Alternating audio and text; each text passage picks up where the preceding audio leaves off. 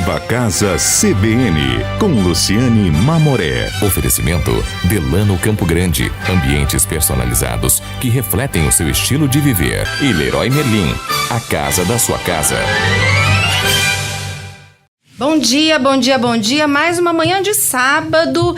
Eu sou Luciane Mamoré, tô aqui de novo com vocês, começando mais uma vez o Viva Casa CBN, como todos os sábados. Eu te convido a entrar, se sentir em casa e bater esse papo com a gente de um programa que fala sobre arquitetura, design e paisagismo. O Viva Casa, como vocês sabem, reúne todos os sábados aqui convidados para um bate-papo sobre o que a gente mais gosta, a casa da gente. E hoje o nosso programa vai falar num pedacinho de urbanização, as novas formas de morar. A gente já vem debatendo isso em programas anteriores, falamos um pouco sobre a verticalização, as pessoas estão, algumas preferindo morar em prédio, e para isso eu convidei para esse bate-papo o engenheiro civil Fernando Madeira, que tem vasta experiência aí nesse setor. Bem-vindo, Fernando. Obrigado, Luciano. E também vamos conversar com o gerente da Portal Mix, o Rodolfo Affini, que vai falar um pouco sobre a valorização dessas fachadas nos condomínios fechados. Bem-vindo, Rodolfo. Bom dia, Luciana. Bom dia, ouvinte CBN e todos aqueles que estão nos acompanhando também pela internet. É um prazer estar aqui com vocês e, na medida do possível, vamos procurar dar explicações o mais sucintas possíveis. Legal. Fernando, vamos conversar aí o bate-papo com você. Os condomínios fechados no Brasil como um todo tem uma história recente, né? Tem. E aqui em Mato Grosso do Sul, Campo Grande, um tanto mais recente. Queria que você contasse um pouco que você faz, meio que integra com essa carreira um pouco a chegada desses loteamentos aqui em Campo Grande. Bom, a nível de Brasil, esses loteamentos, eles começaram a chegar na década de 70. Tem um loteamento Terras de São José em Itu, que a gente fala que seria o primeiro que... achei que os pioneiros fossem o pessoal da Alphaville. Não. O Renato e o Takawa, que precederam, já vieram depois. Esse Terras de São José, o pessoal foi dos Estados Unidos. Dizem até que ele é um pouco exagerado, porque eles pegaram tudo que eles viram lá e trouxeram e colocaram num único local. E recentemente até houve uma ampliação, uma nova diária nesse mesmo local. Sim. Aqui em Campo Grande, essa história começou em 2002, 2003, até porque então, nessa época, a gente não tinha a legislação que permitisse fazer um loteamento fechado.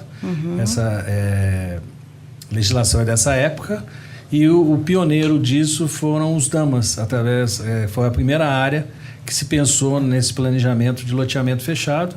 E posterior ao Dama veio também a área do Alphaville e as outras áreas aqui que tem na cidade, que são os loteamentos fechados que a gente vê hoje. Aí, alguns puristas assim, do urbanismo rechaçam um pouco essa coisa de você ficar fazendo núcleos iguais de moradia, e isso não seria saudável para o todo da cidade.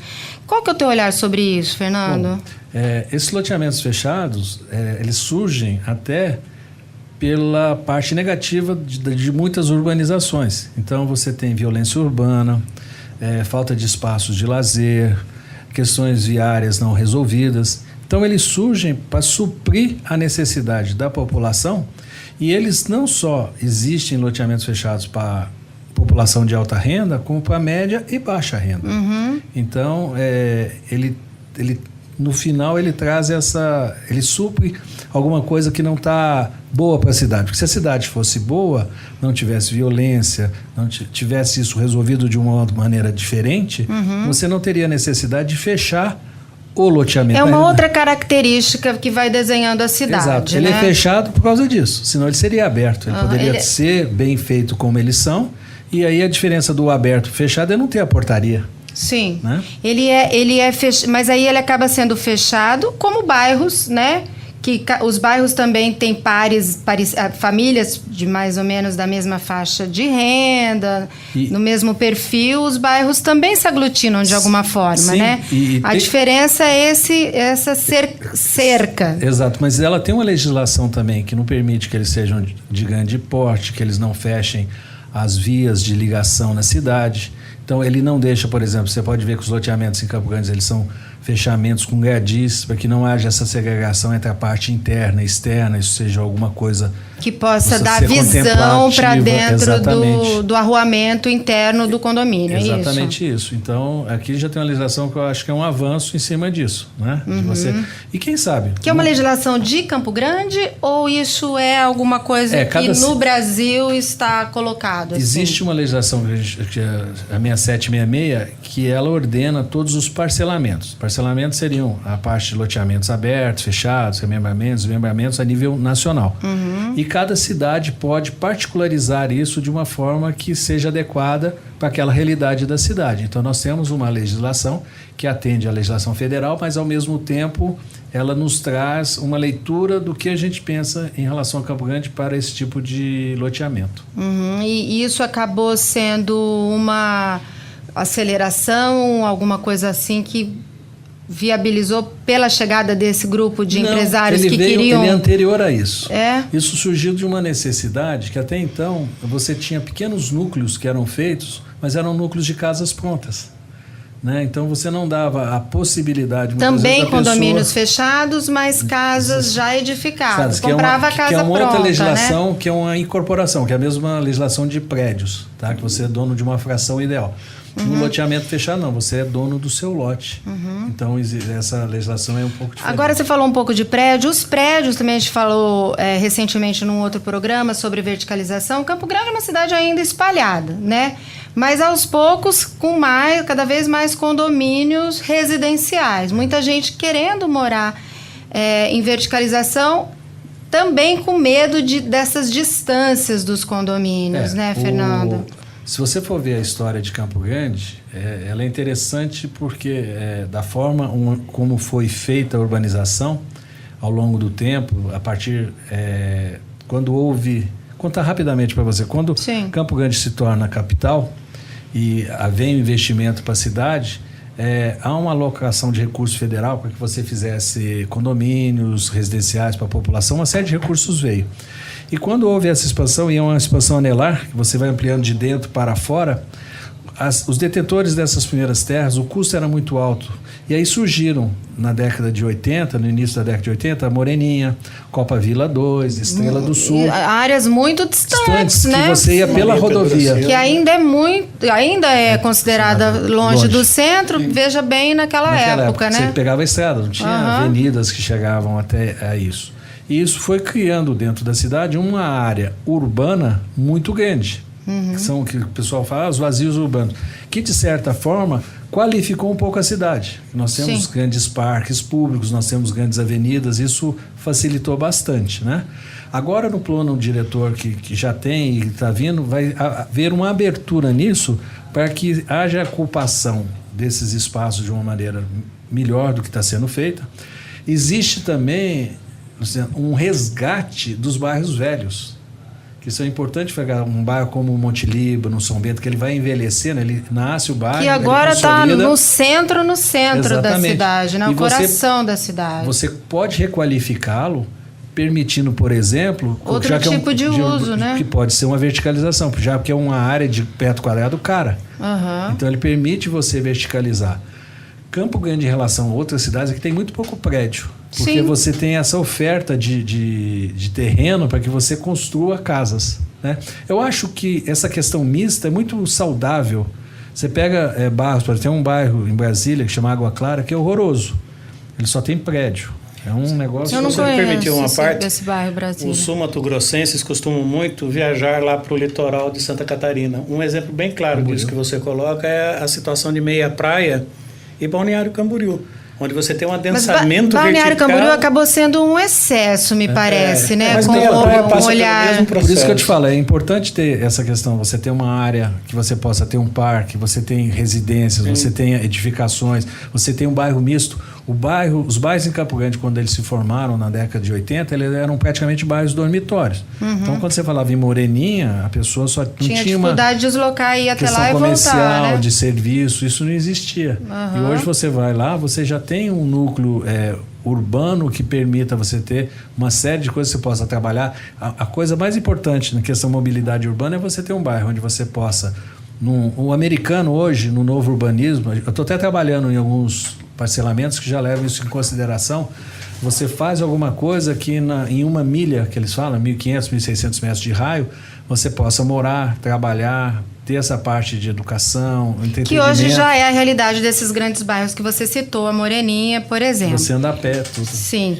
Olha só, vamos fazer um pequeno intervalo. A gente está conversando então hoje um pouco sobre a cidade como um todo, loteamentos, os condomínios fechados, a valorização das fachadas. Opa! E quem está aqui comigo é o Fernando Madeira e o Rodolfo Affini. Daqui a pouco a gente volta. Estamos voltando com o Viva Casa CBN. Quem está aqui no estúdio comigo hoje é o engenheiro civil Fernando Madeira e o gerente da Portal Alumix, Rodolfo Affini. Rodolfo, a gente estava falando um pouco sobre novos condomínios, o Fernando falou um pouco no primeiro bloco sobre esses gradios que permitem o olhar. É bem o trabalho que a Alumix faz, que é usar o alumínio para essa valorização estética. E tem algum outro benefício de segurança, por exemplo? Porque os condomínios são abertos e tal, e aí a preocupação é: só a vigilância do local me permite que eu tenha uma casa totalmente aberta, ou ela vai exigir trancas também e outros detalhes? Bem, Luciane, isso vem muito de encontro àquilo que o Fernando estava falando, que os condomínios vieram, na verdade, suprir aquilo que, vamos dizer assim, o poder público não falta oferece. Desse aparelho da Ele citou cidade, os casos né? de Campo Grande. Eu estou em Campo Grande há pouco tempo, mas eu sou paulistano, então conheço bem a realidade lá de São Paulo, e em função disso cai exatamente o que ele falou. Nos anos 60, 70, você teve um boom de Morumbi, Alto da Lapa, Panambi, em que as grandes mansões eram construídas e não tinham muros. Porém, a realidade social, a realidade que o país vivia naquela época permitia essa situação. Hoje, quando se fala de um condomínio fechado, alguns puristas, como você disse, têm um certo preconceito, porque diz que ali, na verdade, você cria uma ilha de exceção, um gueto, entre aspas. No caso da integração de materiais e a integração daquilo que o alumínio pode oferecer para os arquitetos, para os engenheiros, ele tem um duplo viés. O primeiro viés vem exatamente na questão do que? O alumínio, ele não é estrutural como o aço. Porém, a capacidade de resistência que ele tem, dependendo do formato que a casa venha solicitar, que o projetista, o arquiteto venha pensar para a casa, ele pode atuar como isso. A mobilidade, na verdade, do material é o principal benefício, né? A flexibilidade dele. Mas ele oferece também segurança, Rodolfo? Sim, perfeitamente. Hoje as linhas de perfis de alumínio, elas são extremamente resistentes, porque elas são pensadas e projetadas hoje com auxílio de computadores e uma série de outras coisas, que oferecem câmaras de resistência interna que se assemelham hoje, e posso dizer até que superior, por exemplo, ao metalon, que é um material extremamente usado para se fazer portões, esse tipo de coisa. Só entrando, por exemplo, eu trabalhei muito tempo com prédios, edifícios. Uhum. Quando você vai fazer um prédio, um edifício, todas as esquadrias que vão ser colocadas, quanto mais alto, isso tem todo um cálculo de resistência, seja por parte da esquadria quanto do vidro. Uhum. Então, a solução que ele vai oferecer da esquadria com vidro, você tem vidros que resistem a tiros, enfim, e mais a peça como um todo te dá essa... A menor intercorrência que ele vai ter que segurar é o vento, né? Sim, assim, para isso existe a velocidade cálculo, desse vento. Existe um fator que é dado para a gente como parâmetro, que é a isopleta de ventos, que ela vai do nível 1 ao nível 5. Só para o nosso ouvinte entender, assim, um termo um pouco mais... A isopleta, ela seria uma tabela na qual você faz o cálculo de resistência da esquadria conforme o volume de vento e a região do país. É um mapa. Nós temos aqui, por exemplo, dentro do estado... É um mapa dos ventos, seria isso? Exatamente. O mapa dos ventos, de acordo com a incidência daquele local, você precisa ter um nível de resistência da esquadria. Então, quando se propõe um projeto junto com o arquiteto ou com os engenheiros, seja ele para uma fachada, como citou bem o Fernando, em que você tem um volume de altura muito grande... o alumínio oferece toda a parte estrutural de suporte e resistência. Por quê? Porque ele é feito e calculado em cima dessa isopleta de ventos. Eu vou te dar um exemplo. Nós temos aqui hoje Campo Grande, ela está variando entre 3 e 4 no que diz respeito ao mapa. Porém, a gente tem o sul do estado que está em 5. Então, a região da fronteira com o Paraguai, por exemplo, é uma região de isopleta 5. 5 é o quê? Uma ventania doida. São ventos superiores de 70 km por hora, para você ter vento. uma ideia. É o quê? Comparado no Brasil com Natal? Ou Natal eu acho que é a cidade no Brasil que eu conheço que mais venta, ou não? Aquele vento de lá do Nordeste é um vento diferenciado, porque é um vento de localidade. Os ventos que nós citamos no caso da isopleta são nos advendos dos acontecimentos meteorológicos. Nós estamos falando de extremos, de tempestades, de granizo, de rajadas. Né? Não é algo corriqueiro. Porque numa tempestade você tem invariavelmente 3 tipos de ventos. Tá? Uhum. Você tem o vento ciclônico, o downburst e o vento frontal. Para exemplificar é o seguinte, o vento frontal é aquele que chega antes da tempestade. É aquele vento em que o sistema atmosférico vem empurrando o ar quente e causa o vento. A gente aprende na escola o que é. O que é o vento? É o ar em movimento. E é exatamente isso. Num segundo instante, quando você já está com a tempestade instalada no local, você tem o chamado downburst. O downburst imagine assim, é uma cachoeira de ventos. Tá? Uhum. Os ventos que estão nas altitudes superiores a 11 mil pés... eles caem. Eles caem, assim. Porque eles se tornam pesados em função da temperatura. Para que você tenha uma noção, a cada 1000 metros que se sobe na atmosfera, você tem uma perda que vai de 3 até 12 graus, dependendo da sua latitude no planeta. Então, o downburst ele vem de cima para baixo. É aquele que você fala assim, nossa, mas aqui nessa rua, a árvore caiu, na rua do lado não aconteceu nada. Por quê? Porque naquele local você teve. E o cálculo do alumínio é feito pensado nisso, nos extremos. Agora, no caso desses loteamentos que a gente estava citando no começo do programa, é uma preocupação que não existe, né? A preocupação é maior para as edificações, sempre. Ou não? O que é o loteamento fechado fez? No máximo é sobrado ou não? Mas ele permitiu, Luciane, que num loteamento fechado, geralmente você não tem muro na frente. Sim. Né? Então ele começa ali fazendo com que a fachada ela realmente se torne um elemento estético importante do projeto, né? Isso, valoriza a fachada, né, Fernando? E a questão também dos ambientes que são voltados para a área de lazer, então você começa tendo a possibilidade, e aí por ser alguma coisa que você vai querer falar da estética, da beleza, você começa a trabalhar com grandes vãos. Uhum. E aí que entra, por caso da esquadria... Permite essas esquadrias de alumínio. Maiores, com vidros maiores. Exatamente. E aí ela tem um nível de resistência sob pressão, tudo que ela vai atuar é totalmente diferente de uma esquadria pequenininha, para um vão pequenininho. De um blindex. Porque uma casa de rua, ainda existem as pessoas que preferem morar em casa de rua. Qual que é a tua experiência de escritório, Fernando? Tem, isso você tem. Você tem... Casa mesmo, sem ser prédio. Algumas pessoas estão construindo casas de rua. Você quer um exemplo? Carandabosque. Eu estou terminando com um cliente, fiz um projeto que está sendo entregue agora, são casas muito legais em rua. Uhum. Né? A diferença, inclusive, é uma coincidência aqui, vocês que estão fornecendo as esquadrias. A diferença é que ele tem todo um sistema de segurança. Então ele tem câmera, ele tem alarme...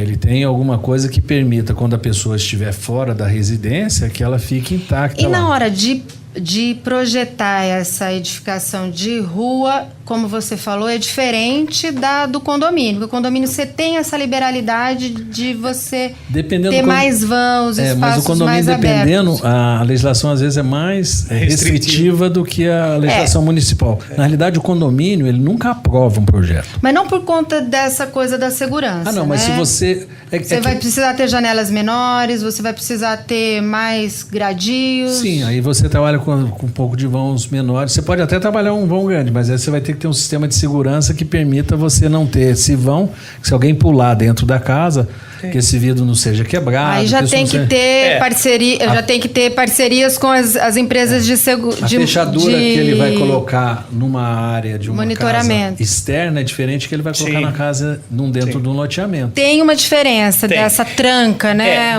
Basicamente, o que se tenta atender, até sendo um pouco aqui filosófico, o alumínio permite uma licença poética do arquiteto em termos de concepção.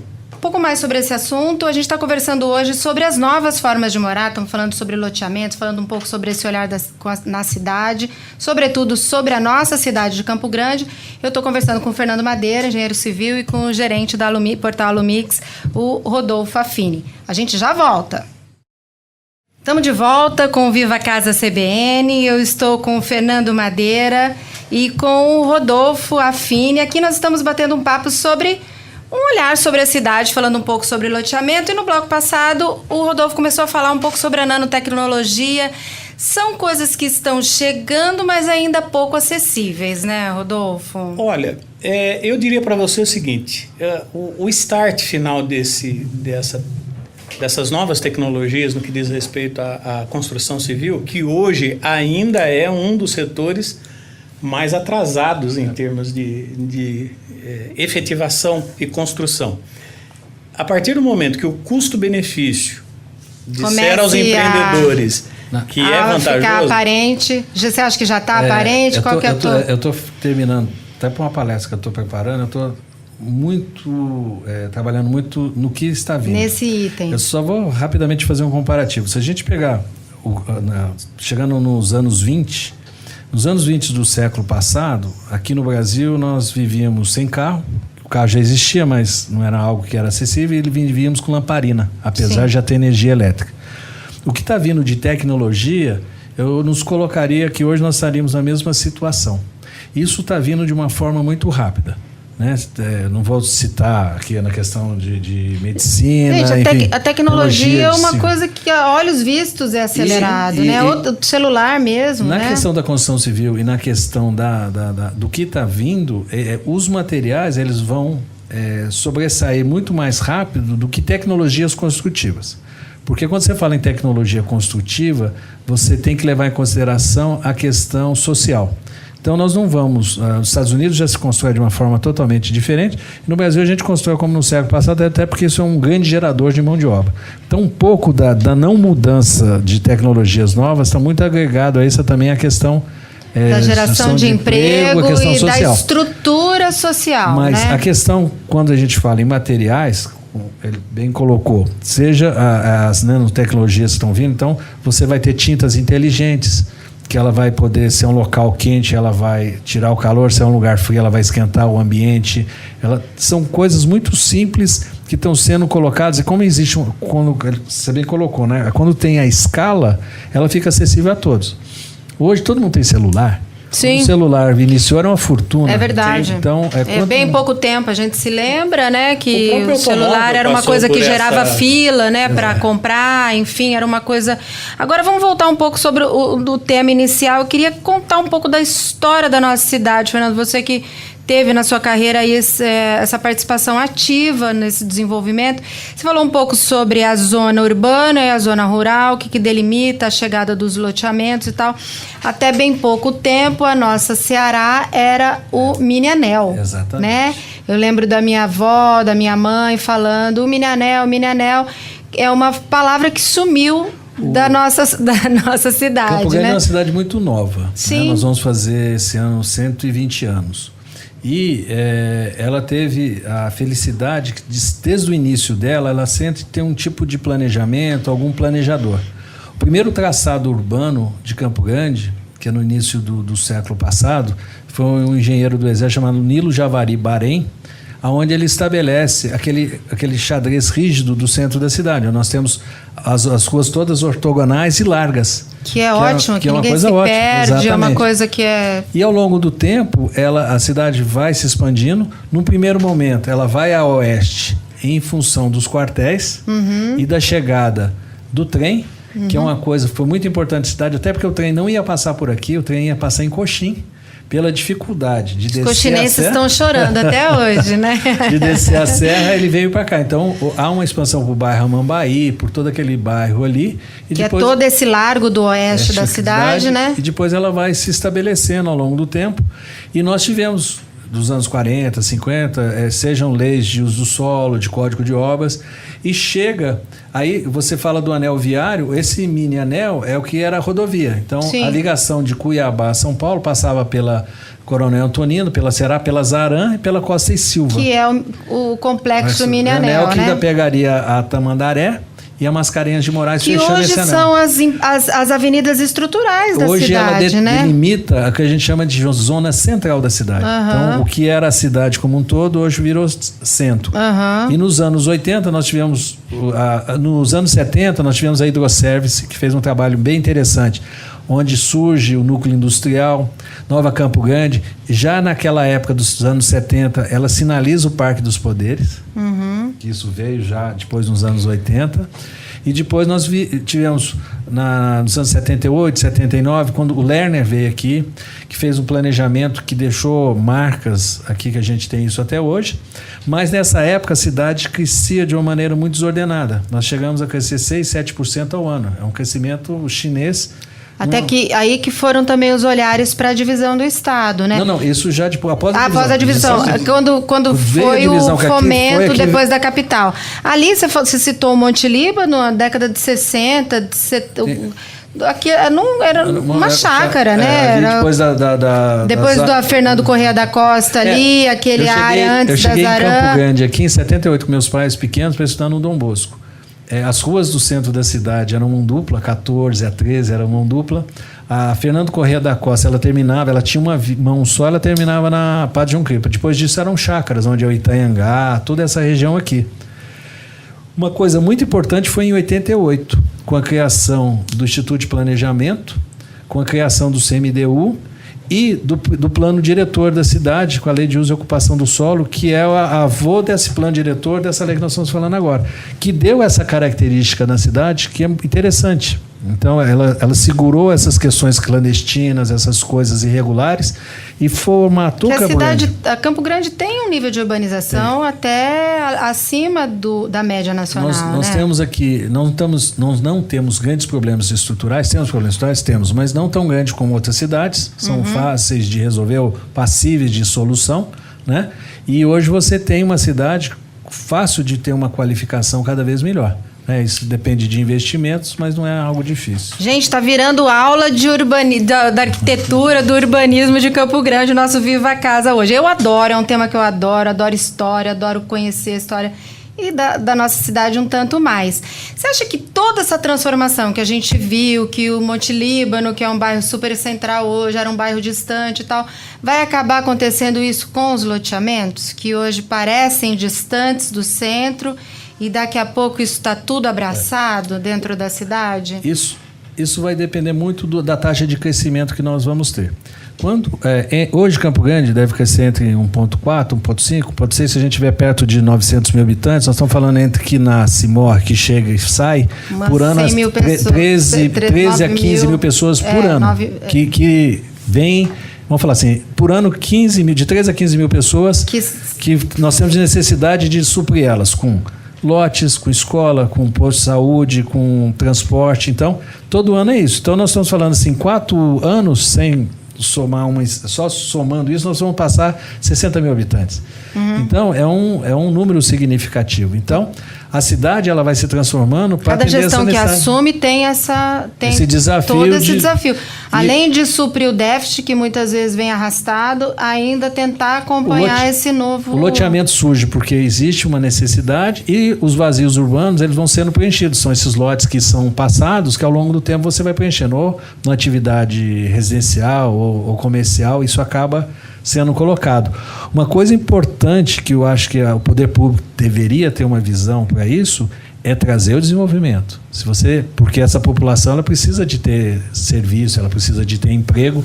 Então não adianta a gente ter as pessoas morando aqui se não ter o que elas vão fazer, porque a renda diminui da cidade. Com certeza. Eu vou precisar interromper, Rodolfo. A gente vai precisar fazer um intervalinho e daqui a pouco a gente volta para esse bate-papo. Tá indo para todos os caminhos hoje esse nosso bate-papo. A gente já volta com Viva a Casa CBN. Estamos voltando, Viva a Casa CBN, discutindo um pouco sobre a chegada dos loteamentos fechados em Campo Grande, os condomínios. E aí acabamos falando um pouco sobre tudo da urbanização.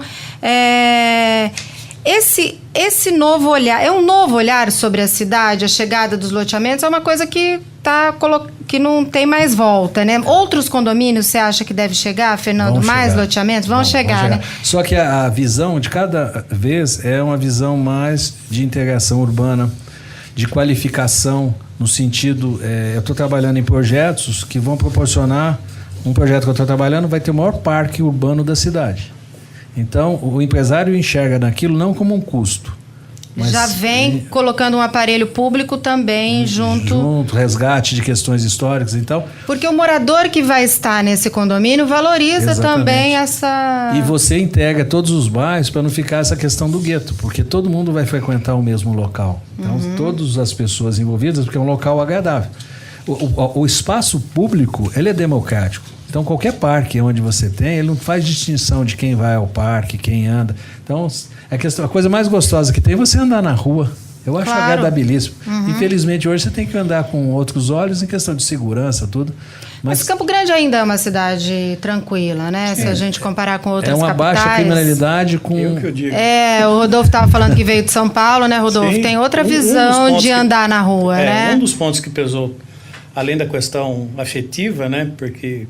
Se apaixonou pela cidade, né, Rodolfo? A qualidade de vida. A qualidade de vida, eu costumo brincar o seguinte, que em São Paulo eu me comportava como um gato num teto de zinco quente.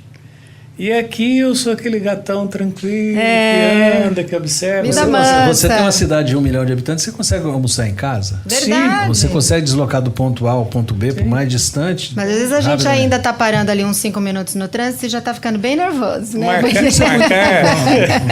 Campo Grande dando 3 minutos de congestionamento já é desarmonia para o Campo Grandense. 15 minutos, meia hora, isso é uma coisa normal. E você consegue em meia hora, seja na hora de rush.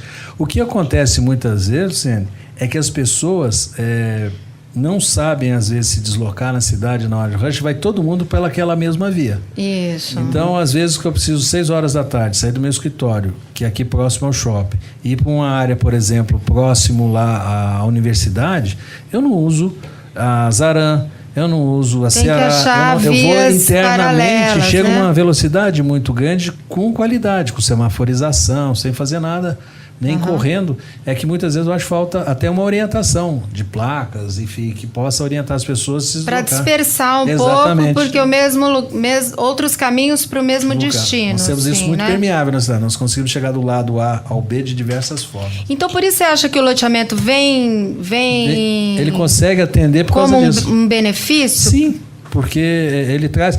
Muita gente tem dúvida, né? Fala, não vou morar lá, é longe, não consigo, tenho um filho pequeno. Ele resgata, Luciane, o que eu tinha na minha infância.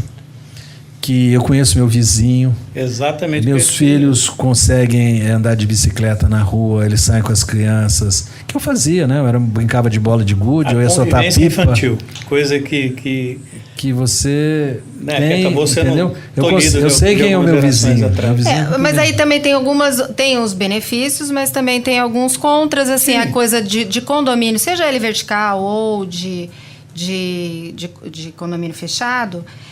Você tem a questão de barulho e tal. Também tem um ganho, as esquadrias fazem uma vedação Sim. Hoje nós temos condições de fazer esquadrias, seja como janelas ou portas, com uma totalmente vedado. Sem aquele aparelhamento, como se tem, por exemplo, no seu estúdio aqui, que é uma coisa mais específica. Mas hoje os produtos que são oferecidos, eles já oferecem uma retenção de som em torno de 45%, na hora 50%, do projeto tem todo esse olhar, Fernando? Tem. Assim, porque dá uma qualidade de acústica para a família? Até porque você...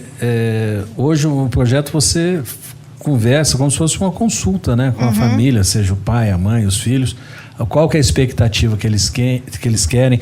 Você vai estudar o local onde vai ser feito o projeto, aonde ele está, os ventos predominantes, posição de sol, o relevo do terreno, tudo isso faz parte da concepção do projeto para essa residência.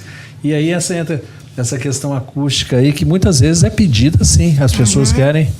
Porque apesar de você ter, às vezes, lotes grandes e tal, tem a questão. Ele pode estar à beira de uma rodovia, né? Tem um tráfego de veículos 24 horas.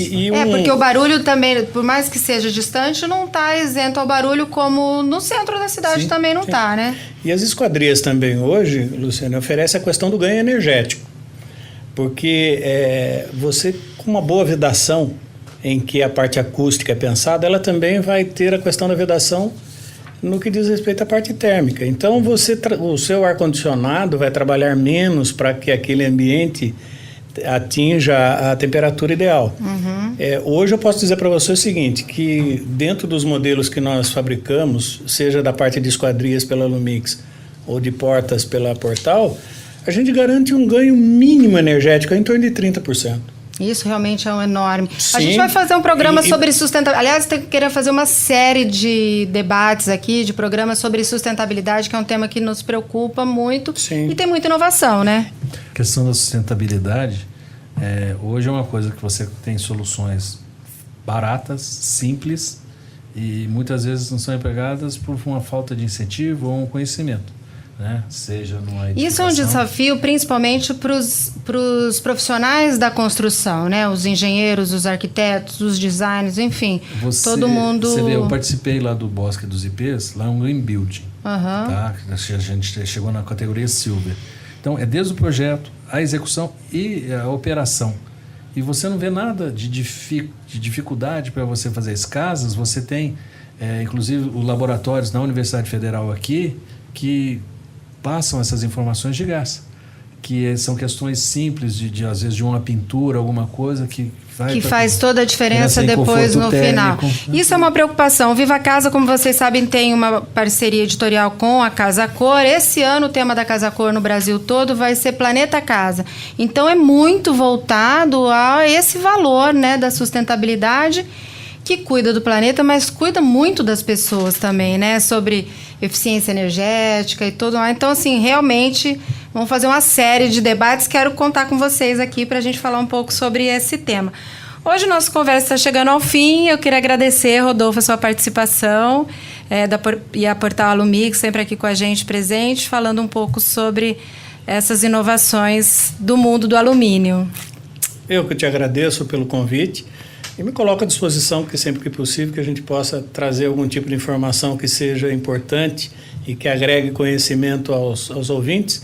Estamos à disposição, agradeço muito a CBN, a você, e estamos juntos. Legal. Fernando, e você também, muito obrigado pela aula de Campo Grande, pela aula de urbanismo. Que Nada a gente, melhor do que pela beber história. nessa sabedoria. Sua carreira está muito ligada a todo o desenvolvimento da cidade. Eu te agradeço muito a sua participação. Fernando Madeira, engenheiro civil, falando aqui com a gente. Eu que agradeço o convite, sou à sua disposição que você precisar. Muito Legal. obrigado pelo convite. Gente, nosso bate-papo hoje foi sobre loteamentos, sobre condomínios fechados. Acabamos falando um pouco sobre urbanização, prometendo aí para vocês, para a gente voltar ao tema que é sustentabilidade. Vamos fazer pelo menos 3, 4 programas falando sobre sustentabilidade. E o programa Viva Casa CBN hoje vai chegando ao fim. Eu agradeço a todos vocês aí pela audiência. Desejo um excelente fim de semana e espero vocês na próxima semana. Salve, até lá. Salve. Viva Casa CBN, com Luciane Mamoré. Oferecimento Delano Campo Grande. Ambientes personalizados que refletem o seu estilo de viver. E Leroy Merlin, a casa da sua casa.